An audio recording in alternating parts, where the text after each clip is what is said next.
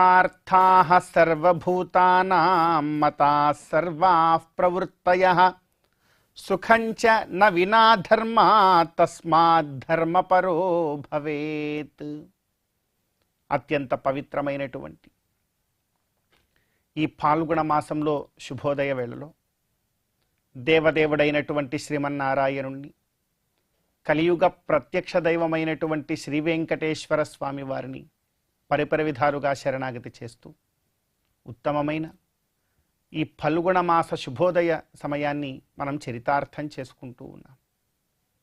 ఈ మాసంలో మనందరి యొక్క ప్రధానమైనటువంటి కర్తవ్యం వేద ఇతిహాస పురాణములన్నీ కూడా మనకు తెలియజేస్తున్నటువంటి ధర్మాన్ని చాలా జాగ్రత్తగా ఒడిసి పట్టుకొని పెద్దల ద్వారా ఉపదేశాన్ని పొంది చక్కని ధర్మాచరణతో సత్యాసత్య ధర్మాధర్మ వివేక జ్ఞానంతో ఏది అవసరమో ఏది అనవసరమో తెలుసుకొని అనవసరమైన లౌకిక విషయములను విడిచిపెట్టడం, అవసరమైన ధర్మభూతమైనటువంటి విషయాలను జాగరూకతతో కాస్త జాగ్రత్తగా గుర్తుంచుకొని వాటిని పాటించడం, ఈ కార్యం చేయడానికి ఈ ఫల్గుణ మాసం చాలా విశేషమైన కాలం. మానవ మాతృలమైనటువంటి మనమే కాదు, చేతన అచేతన వర్గమంతా కూడా, ప్రతి ఒక్కరూ కూడా, చేతన వర్గం అంతా కూడా ఈ మాస ఋతు ధర్మాన్ని పాటిస్తూనే ఉంటాయి. సకల వృక్షములు, సకల పర్వతములు కూడా ఈ ఫల్గుణ మాసంలో ఇదే ధర్మాన్ని పాటిస్తూ ఉంటాయి. కాబట్టి చేతన వర్గానికి చెందినటువంటి మనం పాటించకపోతే ఎలాగా? అచేతన వర్గ కోటిలో ఉన్నవే పాటిస్తూ ఉన్నప్పుడు చేతనుడు, చిత్ స్వరూపుడు, జ్ఞానయుక్తుడైనటువంటి జీవుడు పాటించకపోతే ఎలా? కనుక మనం కూడా పాటించాలి. ఎలా పాటించాలి, ఏం చేయాలి అంటావా? ఒక్క శ్లోకంలో మనకు పెద్దలు ఇలా తెలియచేస్తూ ఉన్నారు. సుఖార్థాః సర్వభూతానాం మతాః సర్వాః ప్రవృత్తయః.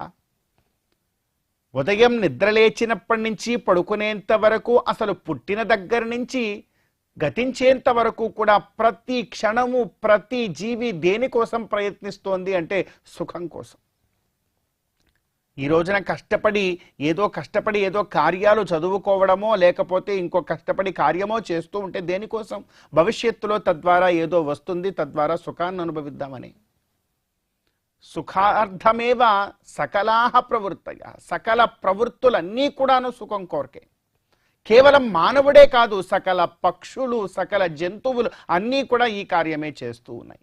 అందుకే అంటున్నారు, సుఖార్థాః సర్వభూతానాం మతాః సర్వాః ప్రవృత్తయః. సర్వాః ప్రవృత్తయః. ప్రతి ఒక్క ప్రవృత్తి కార్యము, ప్రతి అడుగు కూడా ప్రతి జీవి సుఖం కోసమే వేస్తోంది. కానీ ఒక్క విషయం మాత్రం మరిచిపోతుంది.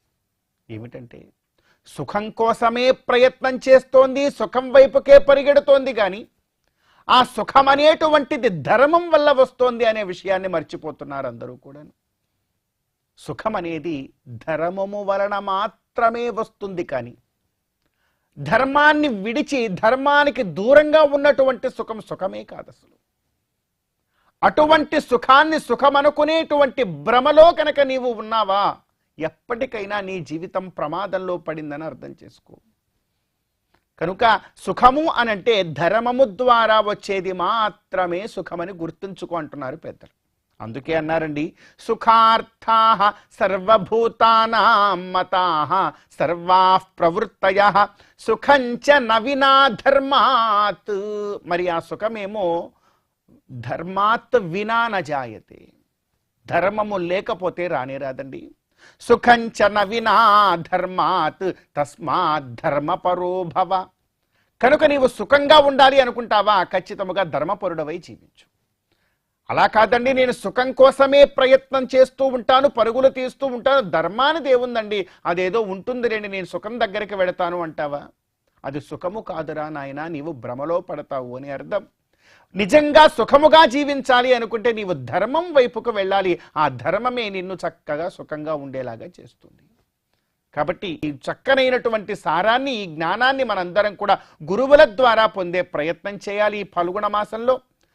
అలాంటి ప్రయత్నం చేసి చేతన వర్గమైనటువంటి మనమే కాదు సకల అచేతన వర్గము కూడా ఈ కార్యం చేస్తోంది కనుక జ్ఞానవంతులమైనటువంటి మనం కూడా ఈ కార్యం చేసే ప్రయత్నం చేద్దాం. ఇటువంటి కార్యంలో కృతకృత్యులమవుతూ ఈ ఫల్గుణ మాస శుభోదయ సమయాన్ని మనం చరితార్థం చేసుకుందాం.